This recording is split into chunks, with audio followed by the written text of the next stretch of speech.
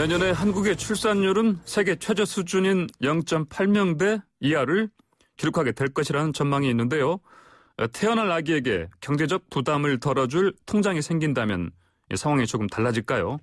오늘은 태어나서 성인이 되기까지 금수저, 은수저 이런 게 아니라 통장 수저가 될 수 있는 기본자산제를 도입하자고 주장한 김두관 더불어민주당 의원과 연결해서 이야기 들어보겠습니다. 의원님 안녕하십니까?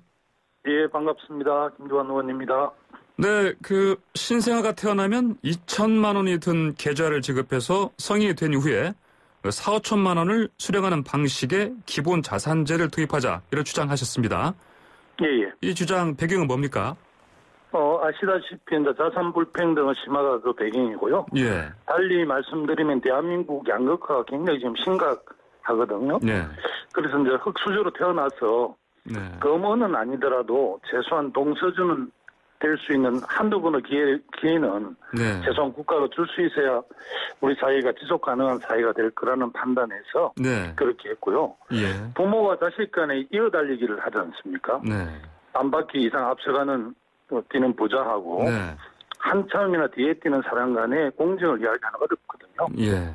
그래서 저는 국가에서 신탁을 하고 한 네. 20년 정도 네. 예를 들면 국민 건강보험공단이라든지 네. 또 국민연금 이런 쪽에서 관리를 잘해서 네. 성인이 되면 한 4천만 원에서 5천만 원 사이 정도를 네네. 지급하게 되면 그때 본인이 창업을 하거나 대학 등록금을 하거나 이렇게 할 수 있어서 네. 저희들이 고민 끝에 이렇게 기본자산제를 위한 토론회를 연 바가 있고요. 예. 정책을 좀 정밀하게 준비해서 네. 또 이렇게 좀 만들어내려고 합니다. 예, 자, 그러면 이 기본 자산제와 또 기본 소득이라는 게 있지 않습니까? 예. 이 차이점은 뭘로 봐야 됩니까? 상당히 논란들이 있을 수는 있는데요. 예. 기본 소득은 결국 좀 푼돈을 조금씩 주는 것인데요. 네. 얼핏 보면 이제 공정해 보이지만 양극화를 좁히는 데는 역할을 할 수 없다는 한계가 있거든요. 네. 개인에게 이제 처분 가능한 목돈이 생기면 실질적인 의미에서 경제적 자유에 한 발 더 나아가게 되거든요. 네. 이것은 이제 기본소득이 주는 정기적인 급여가 조금씩 주지만 해결하지 못하는 부분이 있어서 네. 기본소득과 기본자산제는 얼핏 보면 같은 것 같지만 또 이렇게 좀 구체적으로 들어가 보면 상당한 차이가 있습니다. 네. 기본소득이라는 건 이제 매월 이렇게 일정 금액을 지급하는 거 아니겠습니까? 네, 모든 국민에게 네. 보편적으로 지급을 하게 되는데요. 네. 양극화를 해소하는 데는 전혀 기여를 못하죠. 네. 자, 서초구청에서 2년간 청년에게 1,300만 원을 지급하는 기본소득 도입해서 실험해 보겠다 이렇게 하고 있는데 이에 대해서는 어떻게 보십니까?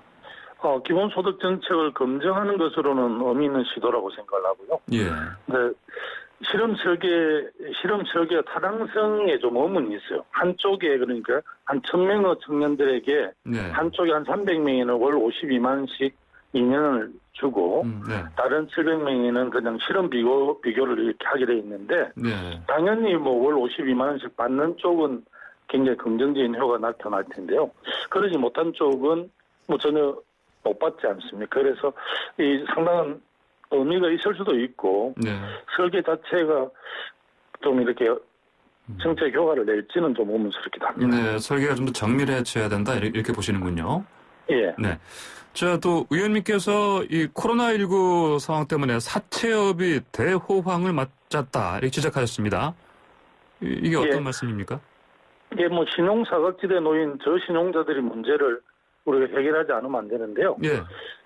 특히 어려운 서민의 금융 지원을 위해서 이재명 지사가 주장하는 사채 이자 대폭 제한 또 충분히 검토할 수 있다고 생각을 하고요. 예. 사실은 이 어려우면 악마는 어려운 사람이 먼저 찾아온다고 이 사실 어려운 사람들이 이제 제2금융권이나 사채로 돈을 빌릴 수밖에 없잖아요. 예. 신용 등급이 낮아지기 때문에. 그래서 높은 이자 부담으로 악순환이 계속되는 건데요. 어쨌든 서민들에게 금융복지를 위한 시스템을 확실하게 좀 만들어야 할 것 같아요. 예. 자, 정부에서 재정 건전성을 효율적으로 관리하기 위해서 이른바 한국형 재정 준칙 발표했습니다. 국가 채무 비율 60%, 통합 재정 수지가 마이너스 3%가 넘지 않도록 관리하는 게 그 원칙인데 그 시점, 적용 시점을 2025년으로 잡았습니다. 이 시점 적절하다고 보십니까? 시점은 뭐 좀 더 논의를 해봐야 되지만요. 네. 지금 대한민국은 이제 안 계속 전쟁 중입니다. 경제가 어찌 될지 또 코로나가 어찌 될지 한치 앞도 내다보지 못하는 그런 전쟁터죠. 예. 아무것도 알 수 없는 때에는 기준이 없는 것이 제일 좋습니다. 전쟁 상황일 때 예. 정부가 재정을 가지고 상황 변화 유연하게 대응할 수 있어야 되거든요. 예. 그런 측면에서 재정 준칙이 좀 문제가 있다고 봐지고요. 예. 특히 지금은 재정을 통해서 GDP 축소를 막아야 할 때고요. 네. 또 재정 준칙 긴축 재정을 해가지고 남유럽 국가들의 경제 성장이 마이너스가 됐거든요. 네. 그 재정 준칙을 지키지 않는 국가들은 GDP 성장을 통해서 다시 세수로 확보가 되고 이렇게 해서 재정이 건전해졌습니다. 그래서 저는 우리나라 같이 이제 저부담 복지 국가는 재정 준칙이 맞지 않다고 보고요. 네. 재정에도 이제 민주주의가 필요한데 재정 준칙은 재정을 일부 관료덕에 맡기는 것이라고 생각을 합니다. 그래서 저는 재정 준칙이 지금 우리 대한민국 미래에서 적절하지 않다는 게 제 판단입니다. 예, 재정 준칙, 한국형 재정 준칙은 적절하지 않다 이렇게 말씀하셨습니다. 예. 자, 다음으로요. 여당이 그 입법 추진 중인 이른바 공정경제 3법에 대해서 그 경계는 뭐 반발하고 있습니다. 글로벌 스탠다드에 비해서 너무 높은 규제하고 있다. 이런 지적인데요. 어떻게 보십니까? 저는 법안이 통과가 되면 오히려 준법 경영을 통해 글로벌 스탠다드 기업이 많아지고 예. 소비자는 더 안전해질 것이라고 생각을 합니다. 아하, 예. 이낙연 당대표께서 말씀하신 대로 공정경제 3법은 우리 기업의 건강성을 높여드리기 위한 것이지 예. 기업들 골탕 먹이기 위한 법안이 아니거든요. 이것을 기업 규제 법안으로 몰아가는 것은 저는 온당하지 못하고요. 그간 오래 논의되어 왔던 공정 질서를 마련하자는 취지이기 때문에 예. 그런 주장에 대해서는 동의할 수 없습니다. 네.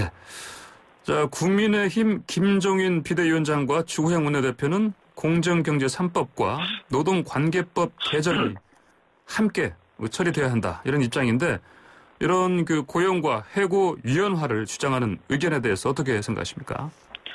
사실 웬일로 오랜만에 합리적으로 간다 했더니 네. 재벌을 위해 노동법을 개혁하려는 비수를 감추고 있다는 걸 고백한 셈이죠. 재벌을 위한 늘 결론은 네. 재벌 편이라는 소리를 듣지 않으려면 네. 공정경제 3법을 통과시키는 것이 일체에 맞고요. 네. 노동계와 사회적 타협 없이 노동법 개정을 들고 나오면 국민의힘은 재벌의 힘이라는 비난을 면치 못할 것이라고 생각을 하고요. 예. 지금은 공정경제 3법을 우선적으로 처리하는 것이 좀 더 합당하다고 생각을 합니다. 네. 그렇다면 근데 경영계가 이렇게 그럼에도 불구하고 반발을 크게 하고 있습니다. 이런 예. 상황에서 공정제 3법 이게 처리가 잘 될 수 있을까요? 어떻게 보십니까? 사실은 공정 3법을 통과하기로 좀 어느 정도 여야가 합의를 됐는데 네네. 갑자기 노동법하고 연동시켜서 하자고 이렇게 주장하는 것은 예, 연동 주장이요? 예. 사실은 뭐 온당하지 못합니다. 온당하지 못하다. 네, 알겠습니다. 자, 다른 주제로 넘어가 보겠습니다. 그 노웅래 더불어민주당 의원이 손흥민은 병역 특례가 되는데 왜 BTS는 안 되느냐 하면서 병역 특례를 대체 복무로 하자 이렇게 의견을 피력했습니다. 다시 점화된 BTS 병역 특례 주장에 대해서 어떤 관점 가지고 계십니까? 그동안 이제 금메달을 따고 군대 면제받은 사람들하고 네. BTS 중 국가 브랜드 가치를 높이는 데 누가 더 크게 도움이 됐는지 국민들이 한번 물어보면 답이 나올 것 같은데요. 예. 저는 지금 병역법에 제도를 없애지 못할 바에야 공정하게 운영하는 게 답이라고 생각을 합니다. 그 말씀은 그렇다면 노 의원의 주장에 대해서는 반대 입장이신 것이죠? 아니, 국민적 공감대만 있다면, 네. 금메달 따서 이렇게 국가 브랜드 가치에 기여하는 것보다 훨씬 더 BTS가 세계적인 영향을 미치고 있기 때문에, 네네. 그 점에 대해서는 좀 국민적 동의나 합의가 좀 필요하다는 말씀입니다. 국민적 합의 동의가 있다면, 전제된다면, 네. 노웅래 의원의 대체 복무안, 찬성하시는 입장이신 것이네요. 그러면요. 예, 저는 뭐 충분히 일리가 있다고 생각합니다. 예. 네, 그런데 일각에서는 이제 이렇게 되더라도, 다른, 이를테면 뭐 체육인이라든지 이런 부분에서는, 어떤 공식적인 뭐 수상, 어떤 경력이라든지 이런 것들이 있는데, 이 BTS 같은 그런 게 없다. 그래서 이게 뭐 어떤 기준이 모호하지 않느냐 이런 얘기도 있습니다. 어떻게 보십니까? 사실은 이번 기회에 제도 법에 대해서 좀 손질을 내서 예. 더 공정하게 운영될 수 있도록 그렇게 뒷받침해야 될 것 같아요. 공정하게 운영될 수 있는 그런 바탕을 마련해야 된다. 이런 말씀이었습니다. 예. 자, 다음으로요. 그 군 복무 문제로 불공정 논란이 좀 일어났는데 뭐 다름 아닌 그 추미애 장관 아들 관련 얘기입니다. 그 주호영 국민의힘 원내대표가 특별검사가 결론 내려야 국민이 납득한다 이런 주장하고 있습니다. 그 국감의 어떤 공세를 앞두고 국감에서 공세를 앞두고 야당 국방위에서는 간사직 사퇴까지 나왔는데 어떻게 보십니까? 저는 좀 솔직히 납득이 되지 않는 사안입니다. 예. 한 장면이 네. 7호차 휴가 나왔다가 미리 연락하고 또 보고를 하고 3일 늦게 복귀한 것이 네. 다른 모든 국정을 마비시킬 정도 사건인지는 의문이거든요. 지난번 21대 전 국회 대정부 질의에서 많은 국회의원들 분들께서 4일 내내 네. 추미애 장관 청문회를 하는 것 같아요. 저도 정치하는 사람이지만 정치하는 사람하고 그 자녀들 중에 군 면제가 얼마나 많습니까? 예. 저는 국민의힘이 이렇게 하는 것은 보도가 다른 데 있다고 생각하고요. 예. 제가 약간 다르게 해석을 하면 국민의힘이 지금 우리 정부 여당에서 하려고 하는 검찰개혁을 네. 무산시키고 자초시키려고 하는 보도가 있고 또 보수 언론에서 추미애 장관 단일을 그렇게 파고 또 파고하는 것이 네. 좋게 보이지가 않습니다. 네. 이게 국정마비 시킬 정도의 사안은 아니다. 또 그런데 사실은 뭐 네.